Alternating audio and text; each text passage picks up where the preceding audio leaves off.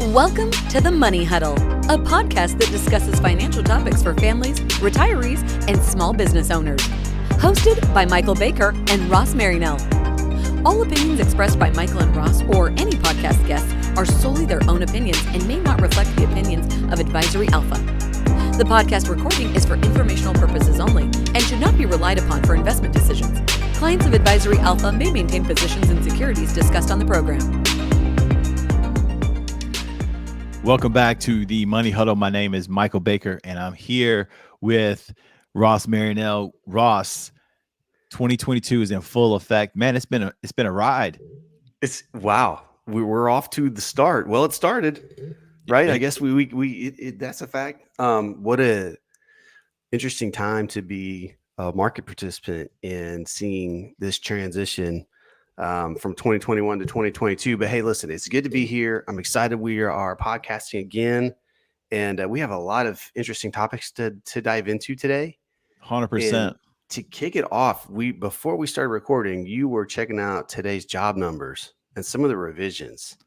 So one of the things that's been, everyone's watching right now like a hawk is anything that they can try from an economic standpoint to get some sense of what the Fed is going to do. Now, one of the things that I have really appreciated about Powell and the Fed that he's, as he's been under the leader of the Fed, I guess, or the chair, he's tried really hard to communicate and kind of be transparent about what's going on. But this was interesting. So jobs report came out today. Payrolls gained 467,000 jobs in January, despite, all the stuff we've heard in the news about the Omicron surge. And so I'm reading from this article, just kind of skimming through in CNBC, but this is what jumped out at me.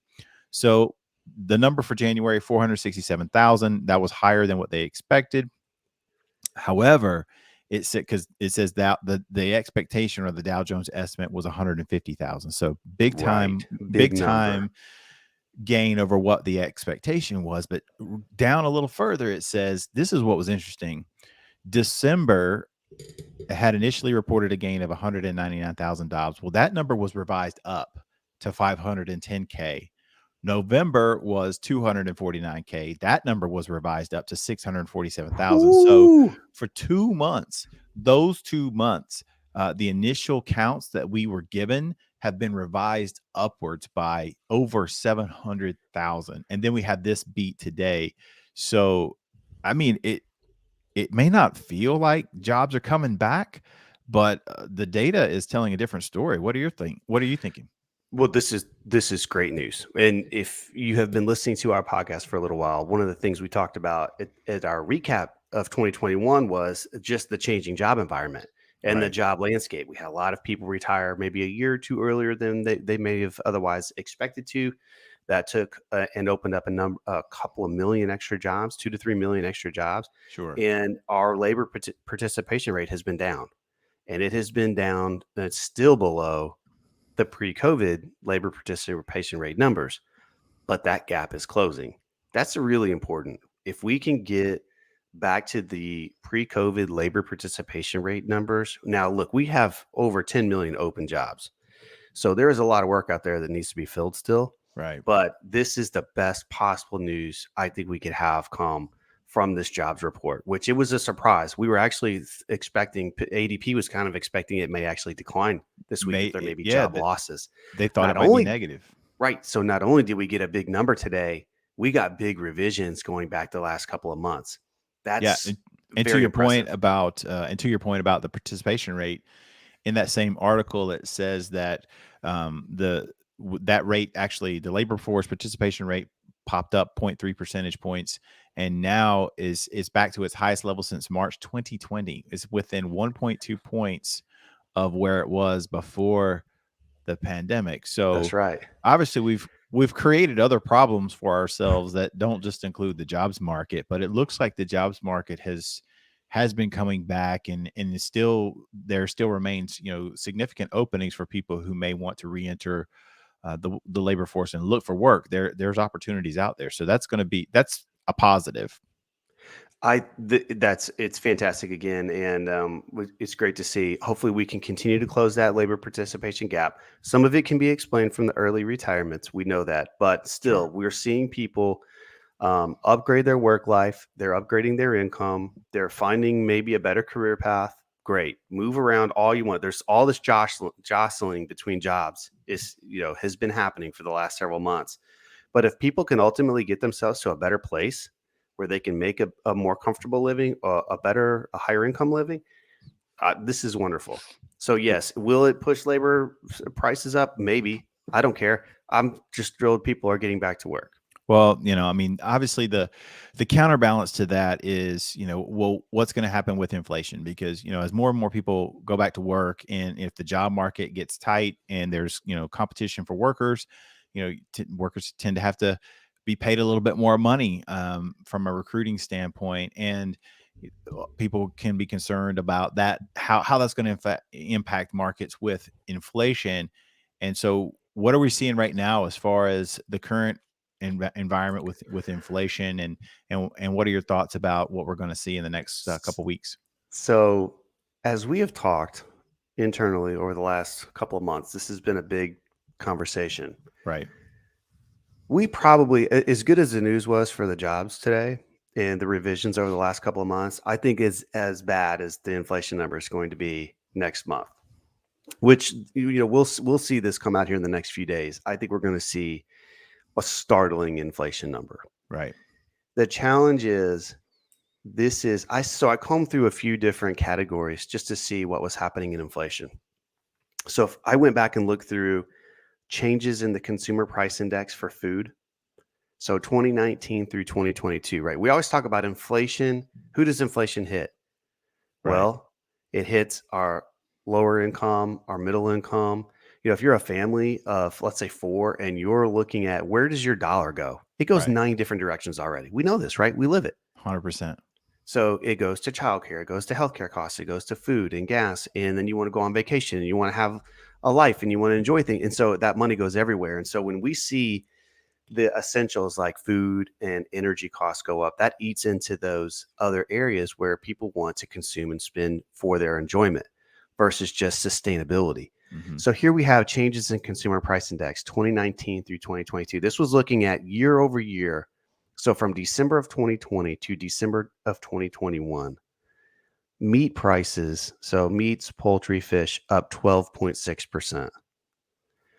If you look at like beef was up 18%. Right. In a year.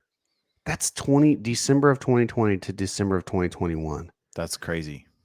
Eggs, 11% increase. Which a lot of people don't understand, especially when you mention something about eggs, is how many other food products have have eggs or egg derivatives as part of them. Right. So, and then you wonder, well, gosh, that's not good. What's some of the things that are leading to that? So then I've been reading articles about the increase in fertilizer prices. It's the top issue for farmers right now. And so in the United States, we grow a lot of corn and wheat and things that need fertilizer. They're big fertilizer consumption products, right? And so all the crop production ingredients are higher. So this was, just looking back over the last year. So, whatever it is, if it's ammonia, if it's some of these other ingredients that they need to build the fertilizers and make them, it's just the prices are through the roof. So the ingredients that they're putting into the fertilizer, all of those are up. Of course, there's supply chain issues there too. Yeah. Because they've got to transport the product. They've got to get it to the destination. That's higher. Some of these ingredients like the the ammonia, well, it requires a conversion process, right? That requires natural gas. So you think about now you see the cost of natural gas going up. And so the ingredients in the process they have to go through to make those fertilizer products, it just goes through the roof. And then we slap on some tariffs for products that are coming in from overseas, and it just ends up being a catastrophe. And so we're trying to work our way out of it. Of course, they had slowdowns in production during the COVID lockdown as well. Sure. They got behind.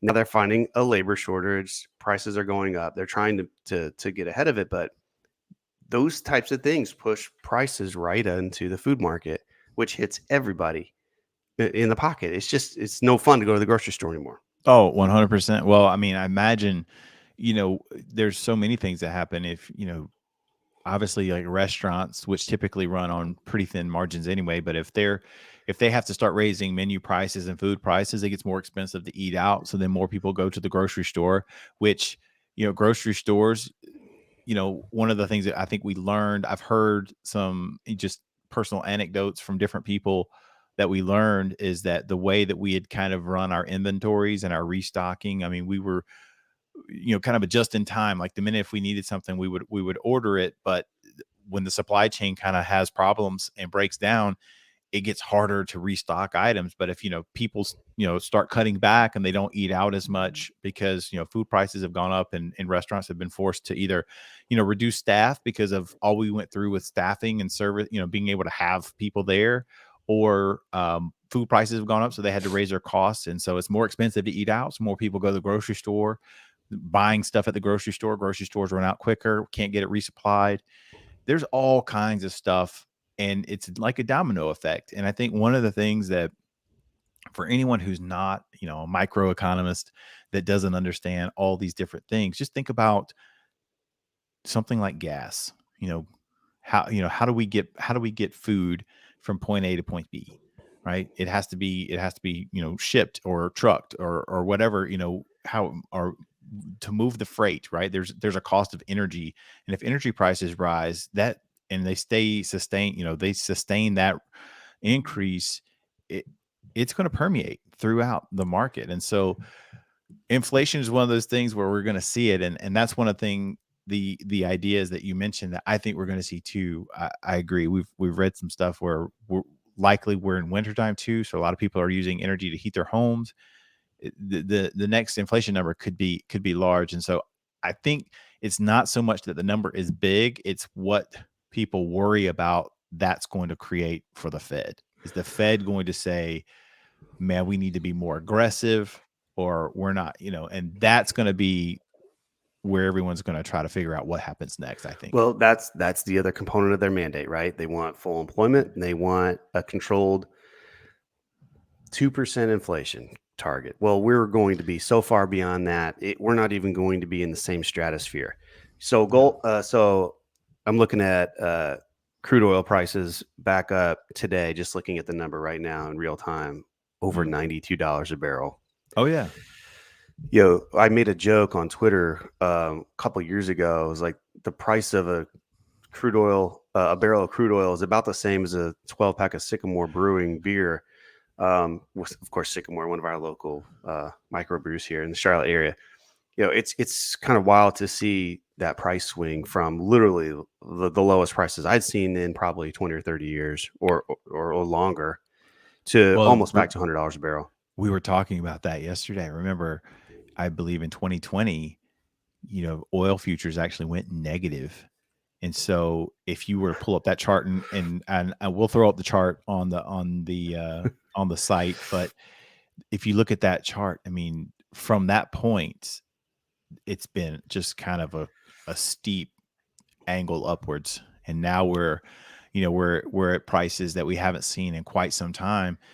And with all these other things we got going on, it's just not a great environment. And the thing that just feels really wrong is that it feels a lot of the stuff, especially with energy, is self-inflicted. So check this out. I was looking at this. There was a report from a site called the American Oil and Gas Reporter, and they calculate the number of rigs. This data is provided by Baker Hughes. Oh, my cousins. Yeah, there you go. So in end of December 2018, we had 1,083 rigs pumping oil and gas. Yeah. 2019, it goes down to 805. By the end of 2020, so production had really come to a halt. Right. It was 351. Oh, wow. And we're back now at the end of 2021 to 586. But you're talking half of where we were producing 4 years ago. So yes, and I know that some of our listeners are probably encouraged by that because they want to see a more advanced transition over to renewable energies, and I understand. And my view is we still need this, and we still need it, whether we like it or not. It's essential to maintaining prices, and if we're not comfortable with it, then I think we're going to see some inflation continue for a while.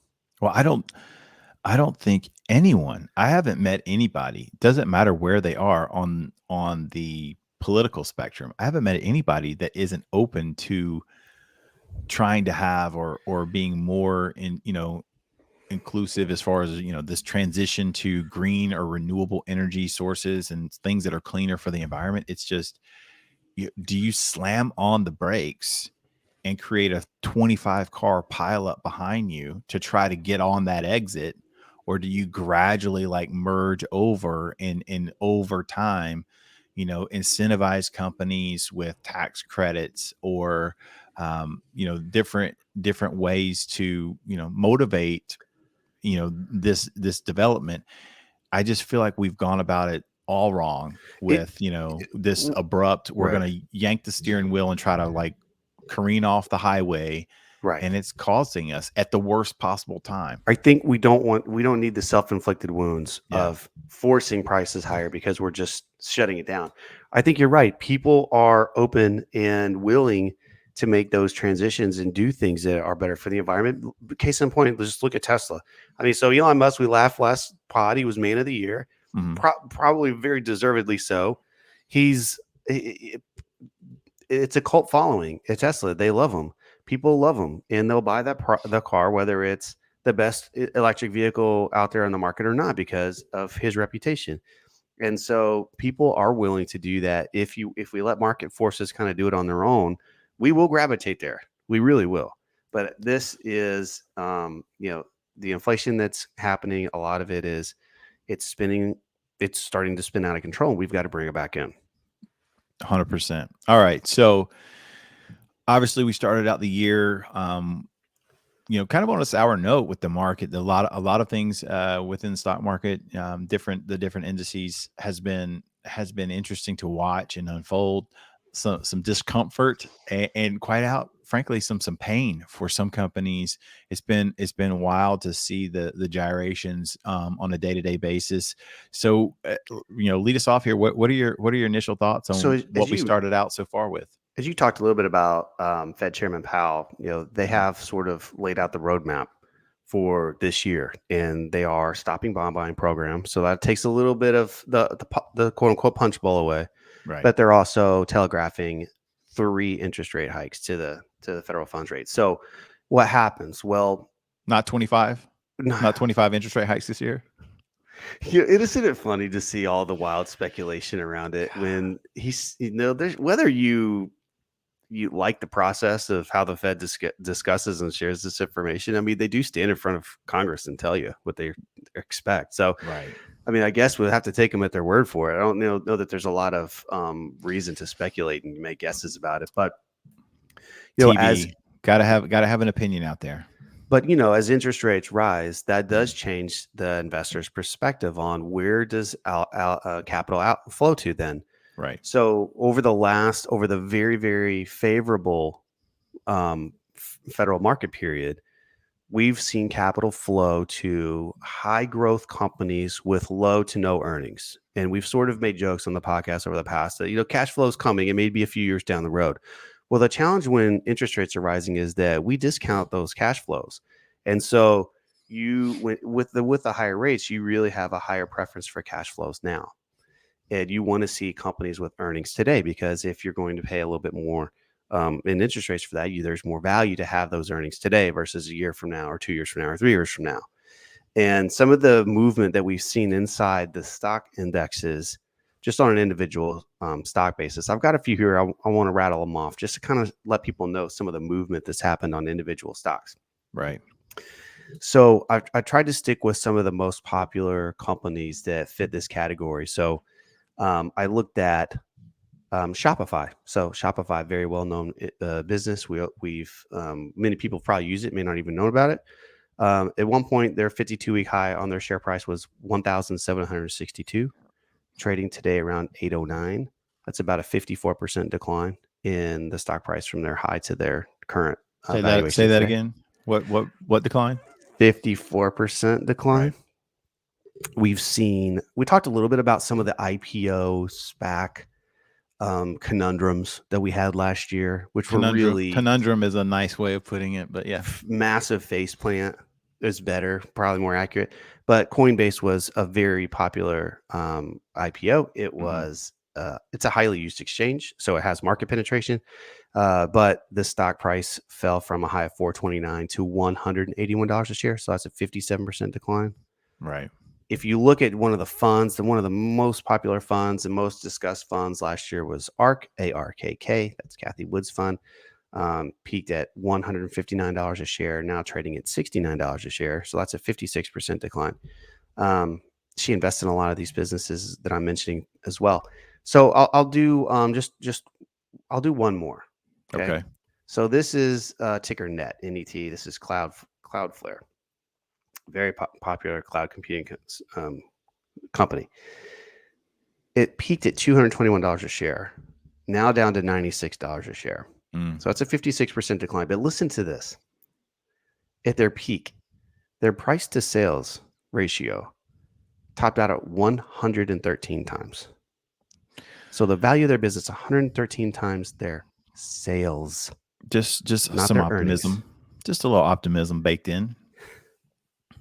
You know, if you had a business that made $1 a year and you went to go sell it to somebody, not $1 profit, $1 of sales. Right. And you went to say, I would like to sell my business to you.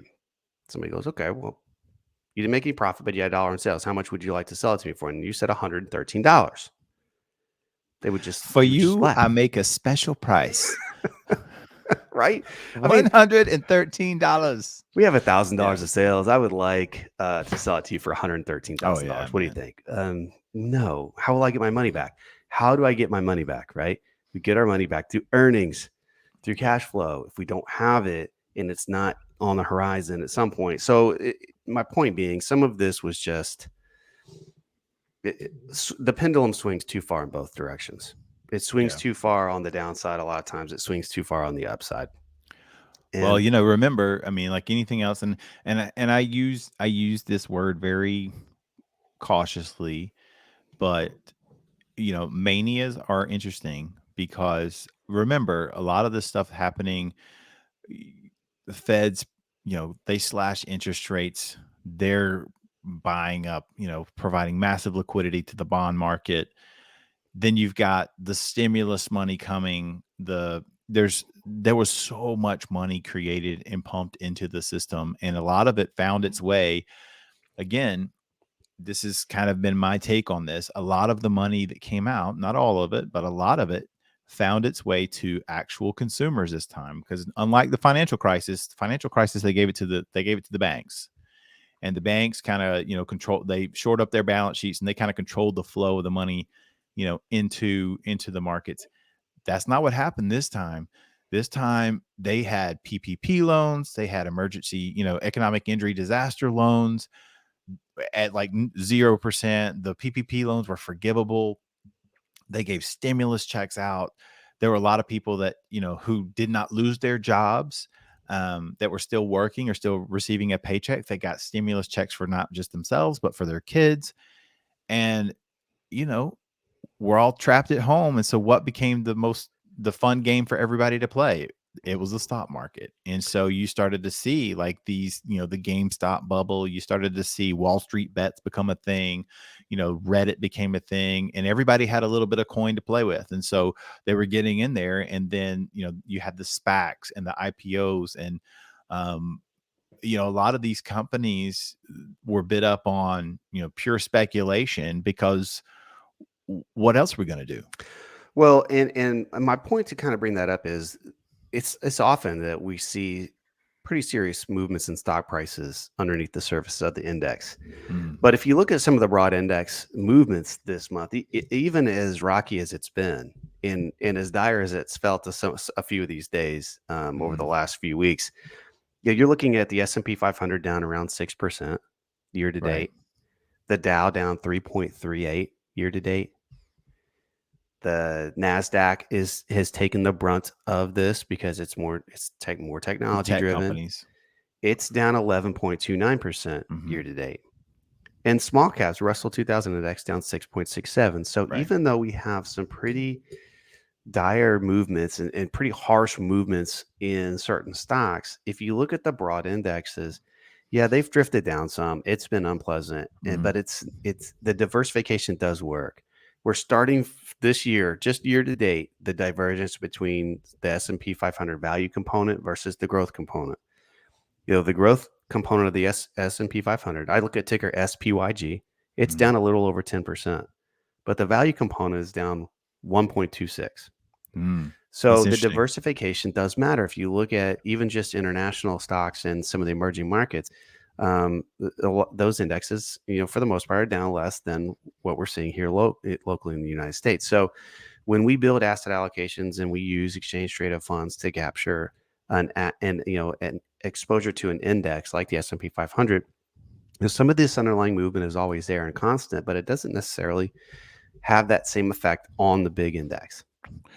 Well, that's why, I had an interesting conversation with someone about a week ago, and we were talking about specifically a stock, and the stock that they brought up was the stock Rivian. And Rivian was, they're in business with Amazon, and they're going to create electric vehicles. And they've got a beautiful demo vehicle. They don't have a single vehicle that they've delivered out, I don't believe. And so a lot of hype, but man, they attracted money like gangbusters, and of course it's down significantly. And they were just talking about their experience in like buying that stock and it being down. And I said, look, see, it's harder than it looks. And the concern that I've shared with you and with a few other people is, as markets go back and I would say normalize, which, define that at your own peril, but when markets are constantly just going up because there's accommodative Fed, there's easy money policy, money's pouring in, and the rising tide just lifts all boats. Now that accommodation is going to be, we've been put on notice. Hey, we're going to start tightening. Rates are going to go up. We're reducing our bond buying. Now it's going to be who is actually making money, who is profitable, who actually has a good business, sustainable business model for in the future. And that's been part of what has been going on with the markets. And yes, it can weigh on the indexes. But we've seen Amazon had great report, Microsoft had a great report, Apple had a great report. So good, solid businesses are still finding ways to, despite people who might be skeptical, they're still finding ways to have, post solid numbers. So that's a positive. But one of the things that I worried about, and this is what I was saying, I was sharing with people, is there were a lot of people that finally got off of zero and started investing in 2020, in 2021. And they're all excited about stocks because stocks are sexy again. And they think that, oh, stocks just go up. You remember Dave Portnoy's on Twitter telling everyone like stocks only go up, and he did his whole shtick. And I'm worried that a lot of people think, oh, this is like super easy, and all you got to do is put money in there. And I'm like, it's not as easy as everyone is trying to say it is. It's difficult because there's so many factors that you have to contend with. And I worry that people are going to get burned because they are the people out there that have, that are up, 100% on some, speculative position that probably just got smoked in the last 3 weeks. So I think that's a good summary. We are heading into a different period where it's less accommodative. We are going to see interest rates rise this year.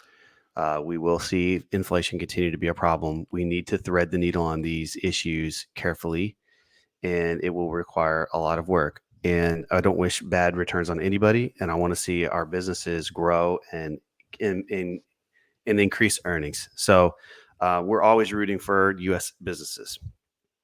Yeah, absolutely. We don't want to, I don't think anyone wants to see the market crash. Except people that are maybe short the market and, I don't have, Just depends how much time you spend on social media, I guess. I don't have great things to say about people who short the market. I think that's why do we bet against companies? All That's right. silly. So we just talked a little bit, Michael, about some of the challenges facing the Yeah. market over the next several months.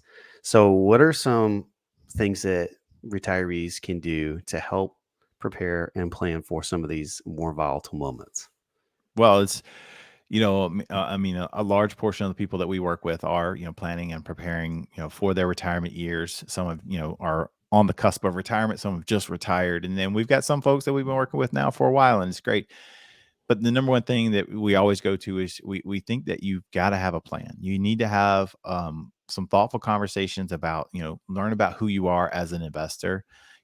There's more than one way to skin a cat, and, have a written, thought out, thoughtful retirement income plan where you're going to go through this idea of like, well, what happens if we do see volatility? Because one of the things that we've shared in many, many meetings with people, workshops, is with technology and with trading being done by computers and algorithms, I just think the speed at which we're going to see market corrections is going to be somewhat breathtaking for a lot of people.